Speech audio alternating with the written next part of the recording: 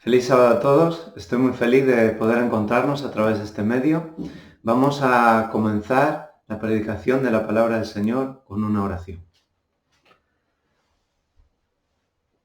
Señor y Padre que estás en los cielos, te queremos dar las gracias por este día de sábado que tú nos das, por la oportunidad, Señor, que tenemos de abrir tu palabra, de contemplarte, Señor, y de ser fortalecidos en ella. Yo te quiero pedir que seas con cada uno de nosotros, que nos ayudes a recibir la luz que viene de ti, Señor, que seas con cada corazón, con cada persona, con cada familia que está escuchando, Señor, este mensaje, y que tú, Señor, a través de tu palabra puedas manifestarte en sus vidas, Señor. Que nos des la confianza, la fuerza para seguir avanzando, luchando en esta vida, Señor, y preparándonos para tu pronta venida. Quédate con cada uno de nosotros y que este día todo lo que hagamos nos acerque más a ti. Por Jesús te lo pedimos todo esto. Amén.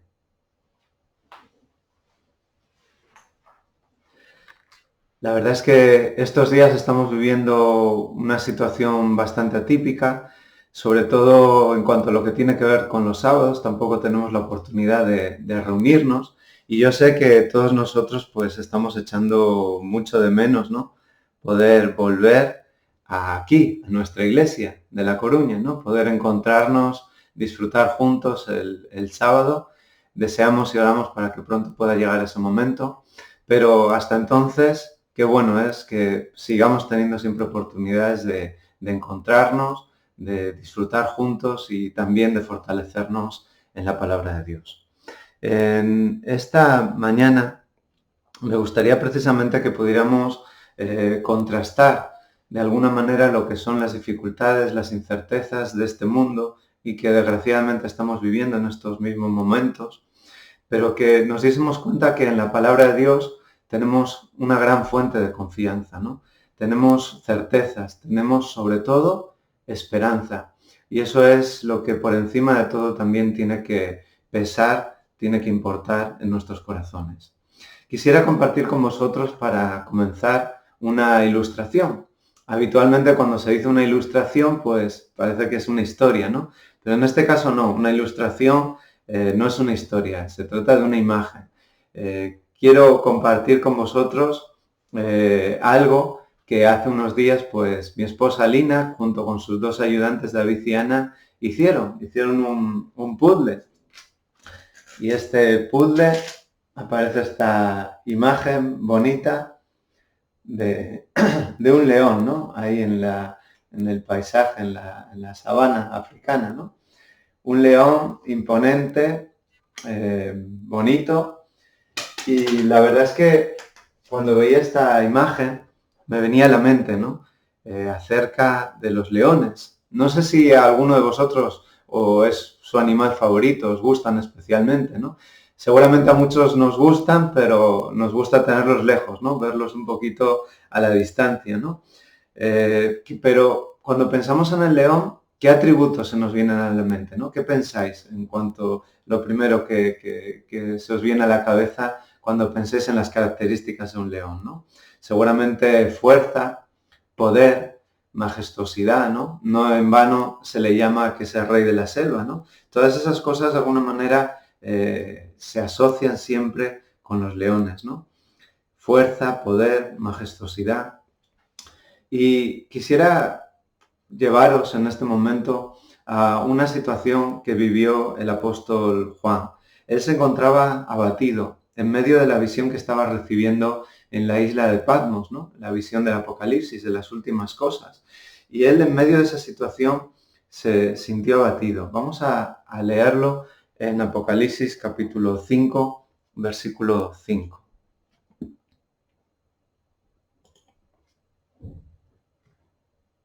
Dice Apocalipsis 5:5, y uno de los ancianos me dijo, no llores, he aquí que el león de la tribu de Judá, la raíz de David, ha vencido para abrir el libro y desatar sus 7 sellos.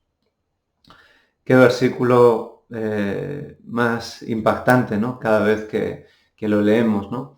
Donde vemos a Juan completamente abatido, ¿no? Triste, ante las cosas que estaba viendo y que no entendía, ante esas imposibilidades que tenía para poder encontrarse en plenitud, en felicidad, ¿no? Cuando parece que todo estaba negro, ¿no? Pero el mensaje que dice que recibió de uno de los ancianos es: no llores. El león de la tribu de Judá, la raíz de David, ha vencido para abrir el libro y desatar sus 7 sellos, ¿no? Qué hermoso versículo, ¿no? Donde vemos que aquí se aplica a la figura de nuestro Salvador, nuestro Dios, Jesucristo, esas características también tan hermosas, ¿no? El león de la tribu de Judá, la raíz de David. Es decir, aquí lo que estamos contemplando es a Jesucristo como aquel rey que vence, aquel que simboliza todo el poder y la gloria, ¿no? Porque realmente todo eso no pertenece, ni pueden ser atributos de ningún ser humano, sino únicamente de Dios. El león de la tribu de Judá. Estos títulos, sin duda, nos están hablando de su grandeza, de su poder. Y esa grandeza y ese poder que tiene el Señor, sin lugar a duda, contrasta muchas veces con nuestra debilidad. Por eso, cada uno de nosotros, en la debilidad, en los momentos difíciles, tenemos que apoyarnos, buscar aquel en quien sí que podemos confiar, aquel que nos sostiene, aquel que nos da las fuerzas en medio de las dificultades. Por eso aquí se usa ese símbolo, ¿no? Que era de alguna manera el símbolo que tenía la tribu de Judá, el león de la tribu de Judá, para representar la fuerza, la majestuosidad de nuestro Dios, de aquel que ha vencido y en el cual nosotros podemos y debemos apoyarnos en medio de las dificultades, ¿no? Qué hermosa esta imagen, ¿no? Por eso también se resalta todo esto luego con la otra que dice la raíz de David, ¿no? Es decir, aquel que es el verdadero rey, ¿no? El descendiente de David, que para los judíos pues lo tenían como referencia de rey, pero también todo eso tiene esa dimensión mesiánica de saber que Jesús iba a representar a eso, ¿no? Al verdadero rey, el que nos iba a liberar de la mayor de las esclavitudes, que es el pecado. Me gustaría también en este momento que pudiéramos reflexionar que todos nosotros tenemos en medio de las dificultades que desarrollar una confianza cada vez mayor, ¿no? Y esto es algo importante que el Señor nos llama también a que aprendamos a hacerlo, ¿no? Y me gustaría en este punto compartir con vosotros un versículo que se encuentra en Juan, capítulo 16 y versículo 33. Unas palabras que Jesús le dijo a sus discípulos.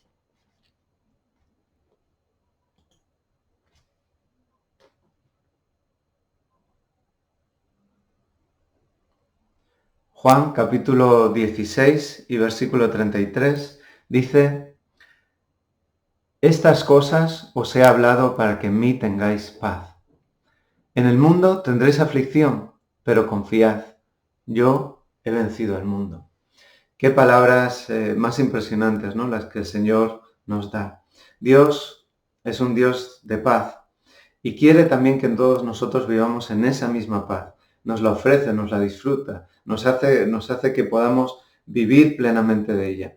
Y dice que esa paz la debemos tener en el Señor, no importa las circunstancias. Por mucho que en este mundo podamos tener aflicción, debemos tener paz confiando que el Señor precisamente ha vencido al mundo.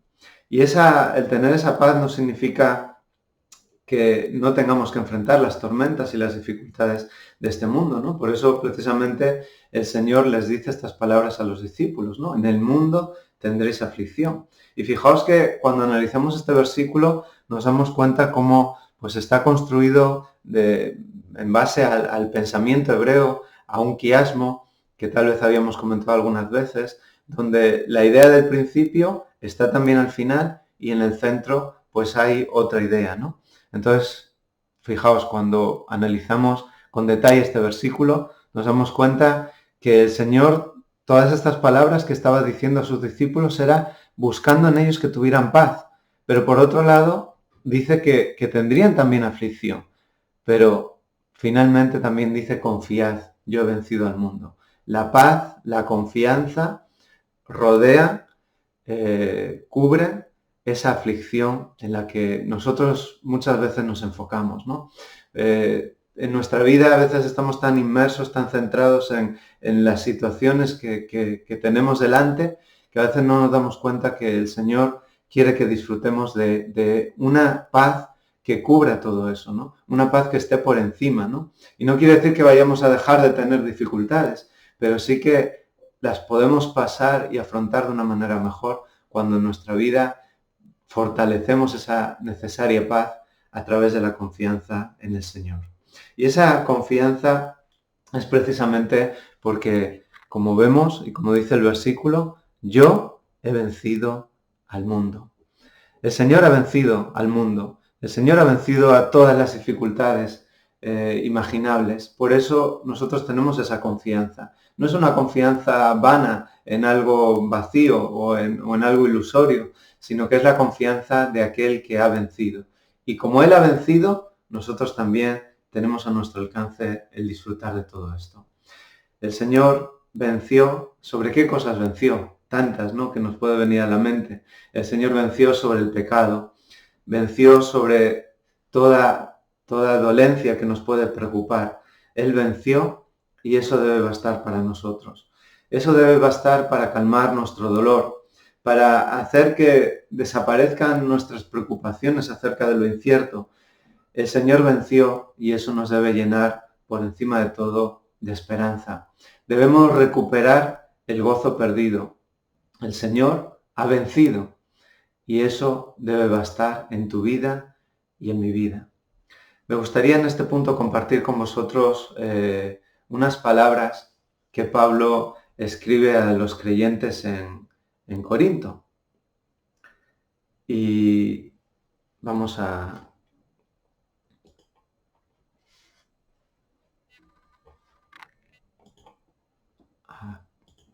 ver estos versículos que se encuentran en 2 Corintios capítulo 4 y versículo 17.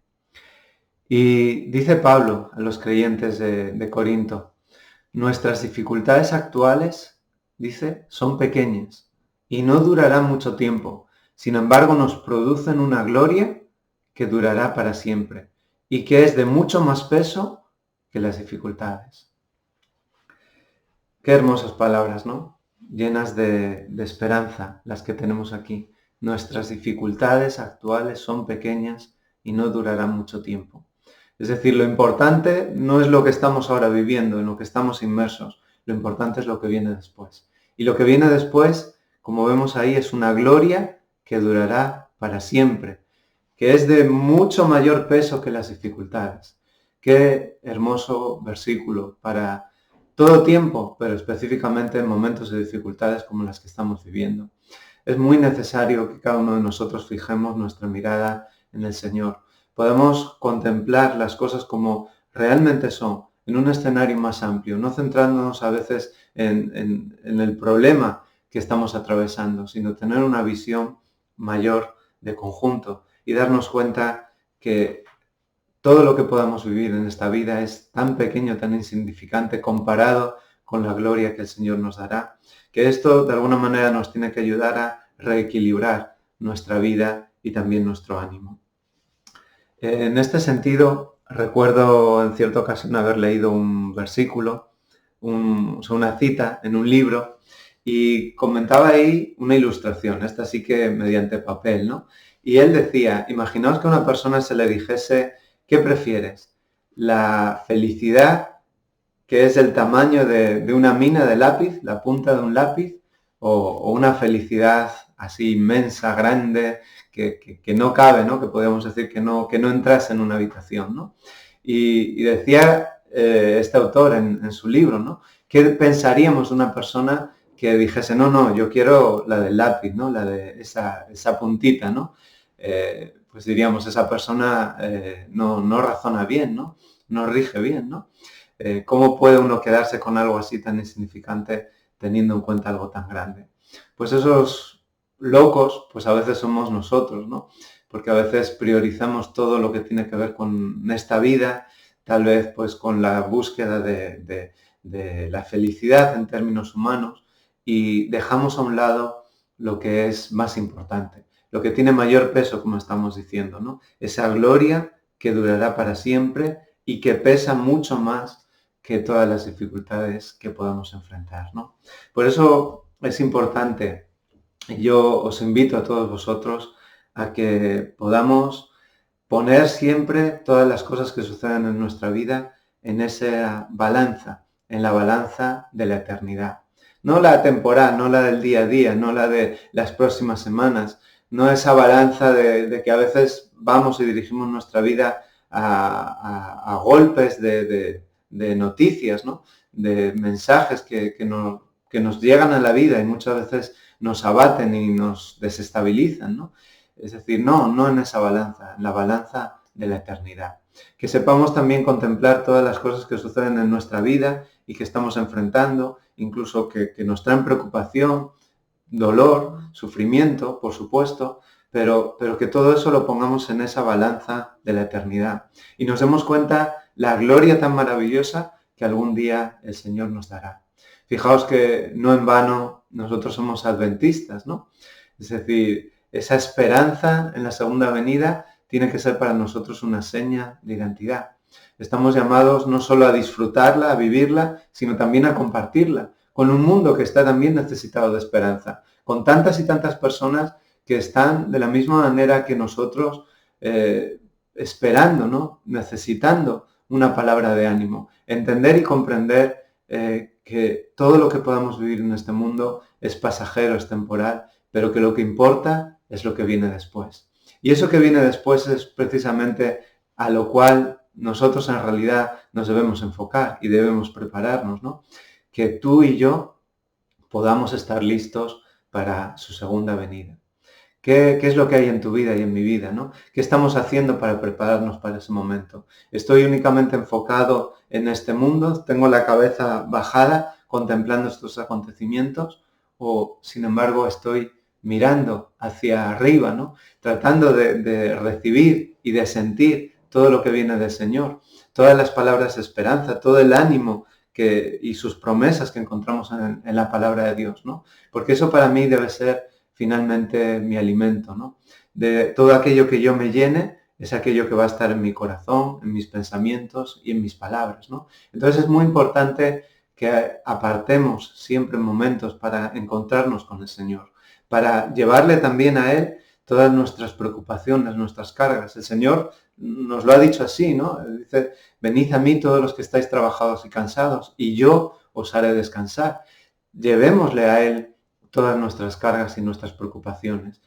A cambio, el Señor hace esa transacción maravillosa y nos llena de esperanza. Nos hace contemplar sus promesas, nos hace sentir que queda poco para que nos encontremos con Él por la eternidad. Y es eso precisamente lo que debe ser el motor de nuestra vida, lo que nos empuje a seguir siempre avanzando. Por eso, queridos amigos y amigas, os invito a que esa balanza de la eternidad la tengamos siempre a mano, ¿no? Es decir, que no nos dejemos desesperar por los acontecimientos presentes o temporales que podemos vivir, sino que tratemos de mirar más allá. Como dice también en Hebreos, ¿no? Puesto los ojos en Jesús, el autor y el consumador de nuestra fe. Si ponemos nuestros ojos en Él, podremos, sin lugar a dudas, llegar a la meta. El enemigo quiere que estemos constantemente mirando nuestras circunstancias temporales, que nos desesperemos, que nos desestabilicemos, que nos caigamos, que nos trastabillemos en esta vida. Él no desea que vayamos siempre al rumbo que el Señor nos marca. Por eso nosotros fijemos nuestra mirada en el Señor, en el autor y el consumador de nuestra fe. Si tú y yo estamos ahora aquí, si somos creyentes, si estamos teniendo el deseo de conectar con su palabra, es porque el Señor puso en nuestras vidas, como en la de todo ser humano, la fe, esa semilla de la fe.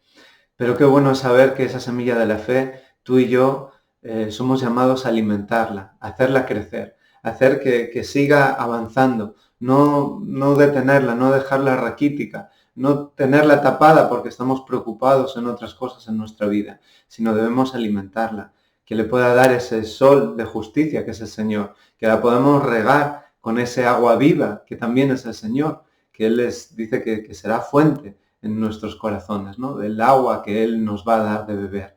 Todas esas cosas las necesitamos en nuestra fe para que crezca, para que sea fortalecida, para que nuestra vida pueda ser también reverdecida y no nos dejemos secar por el calor de los acontecimientos que a veces vivimos. Me gustaría también enfocar en esta última parte que nos diésemos cuenta de que la victoria está al alcance de todos nosotros. Porque es cierto que la victoria no es ni tuya ni mía. Nosotros no podemos por nosotros mismos vencer. La victoria es en el Señor. Pero qué bueno saber que Jesús, venciendo, pone su victoria a nuestro alcance. Nos la da, la comparte, ¿no? Fijaos que normalmente en esta vida todo lo que una persona, un ser humano logra, pues es algo de lo que se enorgullece, a lo cual pues lo quiere para él, ¿no? Y muchas veces pues esos logros pues ahí los exhiben, los ponen en vitrinas, lo que yo he conseguido, lo que yo he logrado, lo que yo he ganado con mi esfuerzo, con mi lucha, con mis capacidades, ¿no? Con mis talentos, ¿no? En lo espiritual nada de esto es así, porque somos conscientes de que no hay nada en tu vida ni en mi vida que nos puedan capacitar para la victoria, para la salvación. Todo lo ha hecho el Señor. Y todo lo que ha hecho el Señor, Él es un Padre tan amoroso que lo pone a nuestro alcance, que nos lo entrega, nos lo comparte. Desea que vivamos de la misma manera que Él vive, ¿no? Con ese gozo y con esa alegría. Él desea también que nosotros sintamos ya que esa victoria está a nuestro alcance. Y me gustaría en este punto compartir con vosotros un versículo que se encuentra en Romanos capítulo 8, versículo 37. Romanos 8, 37. Y dice Romanos 8, 37, en todas estas cosas somos más que vencedores por medio de aquel que nos amó. En todas estas cosas somos más que vencedores. Qué versículo también más bonito, ¿no? Debería quedar para nosotros también como un lema, el ser conscientes de la victoria que se nos pone a nuestro alcance. Porque la salvación no es ni más ni menos que aquello que el Señor ha logrado, Él nos lo da, nos lo ofrece. Y en medio de las dificultades también Pablo le dice a los creyentes que se encontraban en Roma, somos más que vencedores. Más que vencedores, ¿no? Fijaos, ¿no? Es decir, no se trata de llegar por la mínima, ¿no? Sino de ese peso de gloria que también Pablo nos decía antes, ¿no? Aquí nos dicen más que vencedores, ¿no? Es decir, la grandeza de la victoria que tenemos con el Señor es impresionante y no se compara absolutamente con nada de lo que nosotros podamos tener en nuestra mente de esta vida. Pero fijaos que este versículo tiene también una clave muy importante, ¿no? Dice, somos más que vencedores, pero fijaos lo que dice en la segunda parte del versículo, por medio de aquel que nos amó, por medio. Ese por medio, sin lugar a dudas, lo cambia todo, ¿no? Por medio de aquel que nos amó. ¿Quién es el que nos amó? Por encima de todo, el Señor. De tal manera amó Dios al mundo que dio a su Hijo unigénito, para que en Él seamos salvos, para que no nos perdamos. Es ese gran amor que el Señor tiene por nosotros lo que lo cambia absolutamente todo y lo que nos da la victoria. El amor de Dios nos da la victoria. Y es ese amor el que también somos llamados a recibirlo en nuestros corazones y a disfrutar de Él de una manera total y global. Fijaos que no hay nada más importante que esto, el darnos cuenta que el Señor nos está poniendo la victoria en nuestro alcance. Y no somos ni tú ni yo, es Él. Es el león, como decíamos al principio en la ilustración, es el león de la tribu de Judá, la raíz de David. Es aquel que ha vencido, en el cual debemos confiar. Gracias a Él, todo lo que tenemos en nuestra vida lo podemos ofrecérselo, porque nos viene dado en su gran amor. No somos ni tú ni yo, es el Señor que nos ha dado la victoria. Aquel que, habiendo cruzado la meta, habiendo recibido ya la corona, nos la comparte, nos la ofrece a todos nosotros, ¿no? Quiere que seamos partícipes de esa misma gloria y de esa misma felicidad que Él ya logró por ti y por mí. Me gustaría compartir con vosotros un último versículo que se encuentra en Apocalipsis capítulo 3 y versículo 12.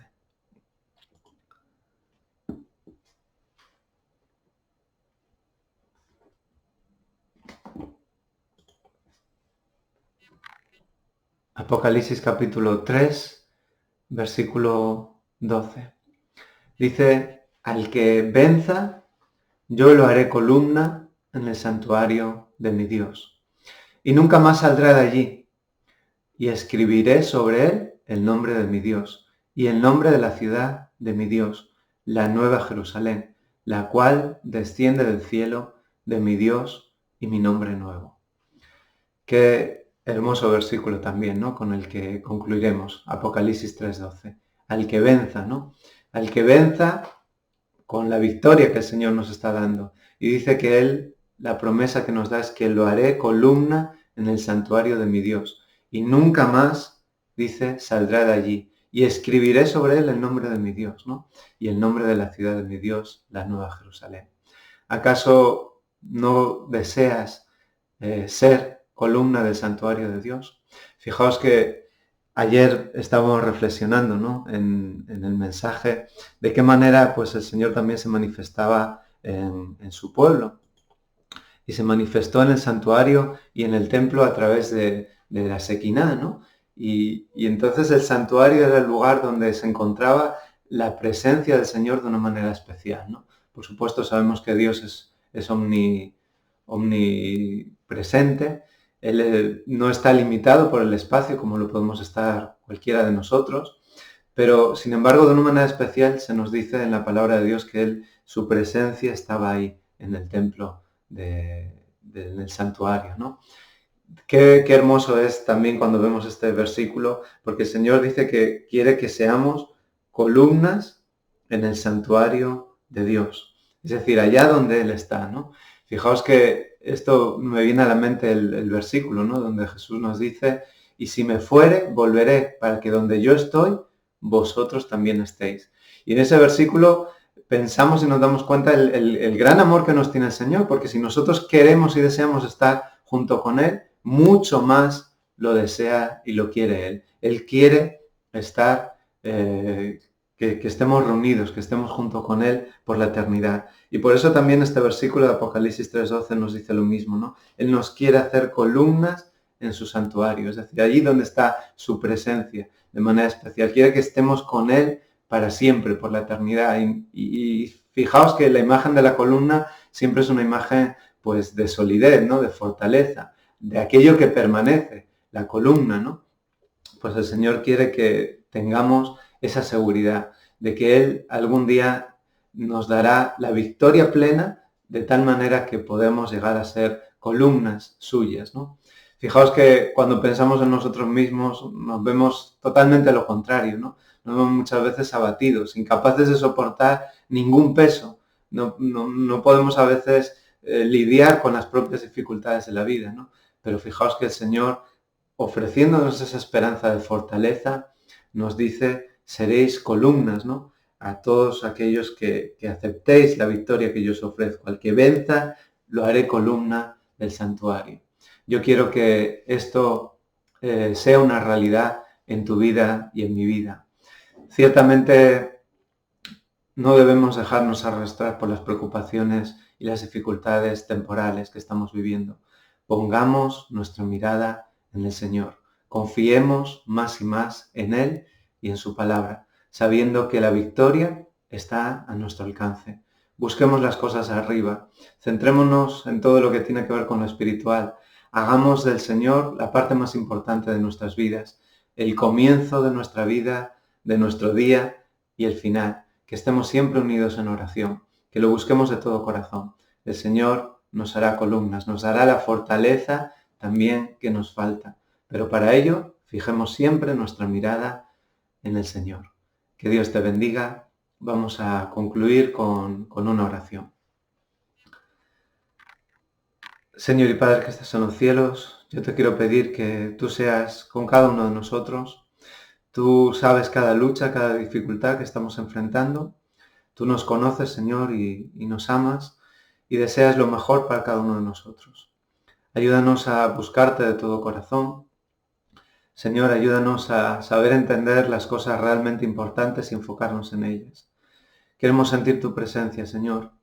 Queremos, Señor, también ser conscientes de que como familia espiritual estamos pasando por momentos difíciles, pero Señor, también que la imposibilidad de encontrarnos físicamente no minimice el amor y nos permita seguir estrechando lazos los unos con los otros. Señor, que tu amor siga permaneciendo en nuestros corazones y lo sigamos también compartiendo y disfrutando con los demás. Yo te quiero pedir, Señor, que en este día todo cuanto hagamos nos sirva para acercarnos más a ti. Señor, que sea tu palabra la que nos fortalezca y que todo cuanto hagamos sea siempre para tu honra y tu gloria. Por Jesús te lo pedimos todo esto. Amén. Pues feliz sábado a todos, que el Señor os bendiga y que tengáis un día muy bendecido en el Señor. Amén.